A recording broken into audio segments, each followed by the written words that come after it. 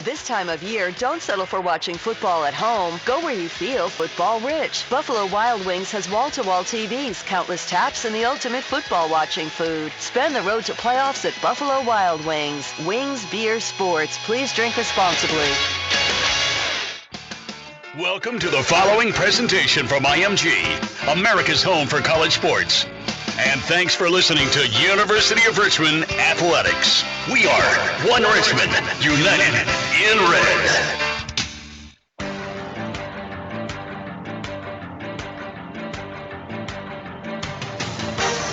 It's lunchtime, and it's time to talk Richmond football with head coach Danny Rocco and his special guest. This is the SpiderSportsline, live from Outback Steakhouse, 7917 West Broad Street.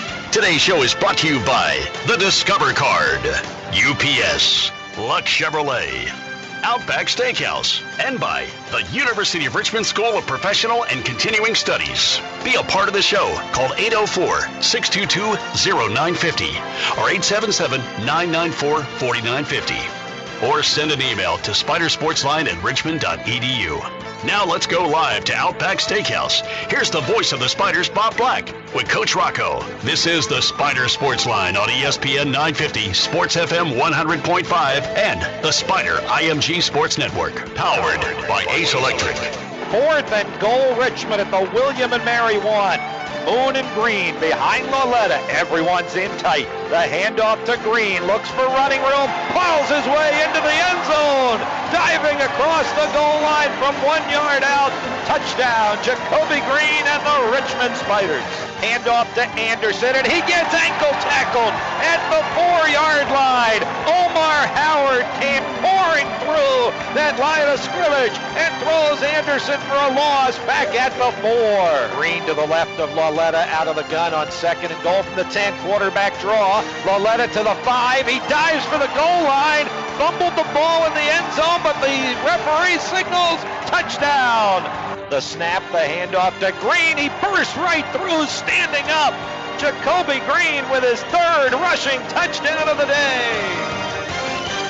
And the Spiders survive and advance and live to play yet another day of college football, which means we get another chance to talk about it. Hi, everyone. Welcome to the Spider Sports Line, live from Outback Steakhouse, 7917 West Broad Street, our second playoff edition of the Spider Sports Line. Bob Black with head coach Danny Rocco. Very special player guests coming up on the program today. Really excited to have, well, always excited to have our player guests, but especially so today, 2 all-conference standouts, defensive back David Jones and wide receiver Brian Brown. They'll join us in the middle segments of the program as we move along, and we'd love to hear from you as well. 622-0950, you heard the number, SpiderSportsline at richmond.edu as we talk Spider football, wrapping up the 48-13 second-round win over William and Mary at Robins Stadium last week, and certainly a detailed preview of the Illinois State Redbirds, the opponent in the quarterfinals Friday night, 7:30 Eastern Time, 6:30 Central Time for the Spiders. Again, Friday night, 7:30 Eastern is kickoff for the quarterfinal game.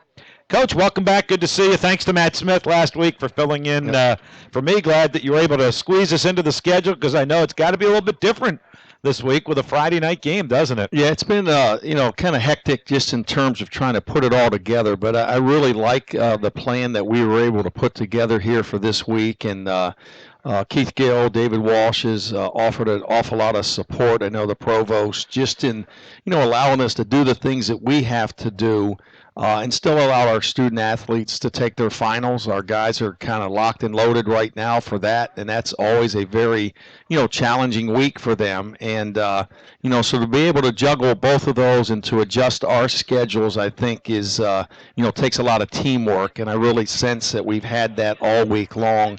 Felicia Bergman and Bruce Matthews have certainly helped us on the academic piece, and but at the end of the day, I've got to be able to put together a schedule that I feel good about. I just can't put something down there because it fits. I got to feel good about what we're doing, and I got to look at it from a lot of different angles. So I like what we were able to do. I really like what we've got scheduled for the rest of the week, and we'll continue to march forward with the schedule in place.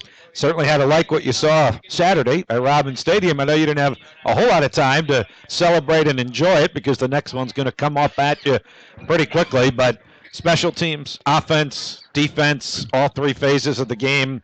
How complete was that in the head coach's eyes? Yeah, it was really a very, very impressive work and game for us holistically in all three phases. You know, the score's the score. I mean, obviously with that type of a final score, it indicates a pretty impressive performance. I think when you look at, the stat line, there's even more things that validate that. Just the total yards, 448 to 214.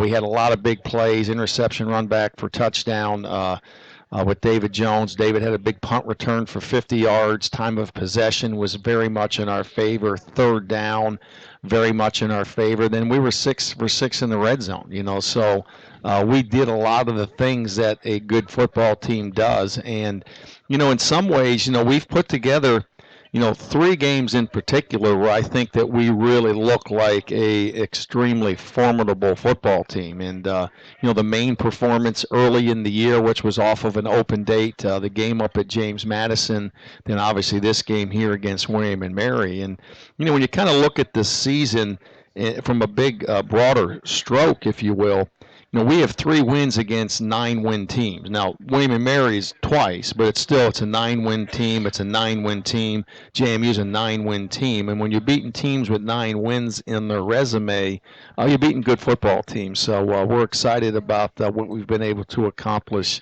to this point. Of all those numbers that you just rattled off, and they're all impressive numbers, that 214 to me really sticks out. That's William & Mary's total offense for the game. They're averaging 425, 430 a game. Jimmy's always known for having high-powered offenses, and for them to just get 214 total on offense to me is an exclamation point number. Yeah, it's 2 games in a row where defensively we really matched up extremely well with them, and the physicality of our front 7 and the skill and the athleticism of our secondary really shined in this football game. And I remember, or I don't know if it was the first play of the game or the second play of the game, they ran Deadman on a little jet sweep, and I thought we were just as physical to the ball as I've seen us be. And I said, oh my gosh, these guys are ready to play, and so, the day played out that way, and we,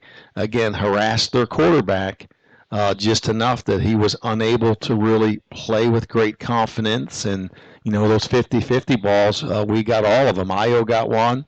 I know that he got one, if I remember correctly. What happened on that? Do you remember? I don't remember. We'll talk about it, I'm sure. Yeah.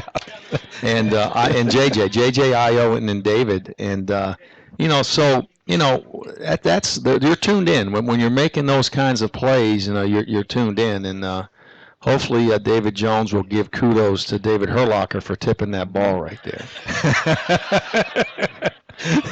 As successful as it's been the last 2 weeks, are you kind of ready to put green and gold aside for a while and kind of be done with that? I mean, it's such a unique, unusual situation that both you guys we both changed our uniform for the day. I mean, there was no way I was going out in the same uniform, and I think Jimmy changed their pants, if I got that right. So at least it didn't look the exact same. So I thought that was probably a good decision by both of us. What was that like? Because it was so unique. You and I talked about it Friday. I know in the NFL they do it all the time. This ain't the NFL, at least not yet. And there you were, not only for a team twice in the same season, but back-to-back games. In our case, it wasn't like you played them in September and a lot could change.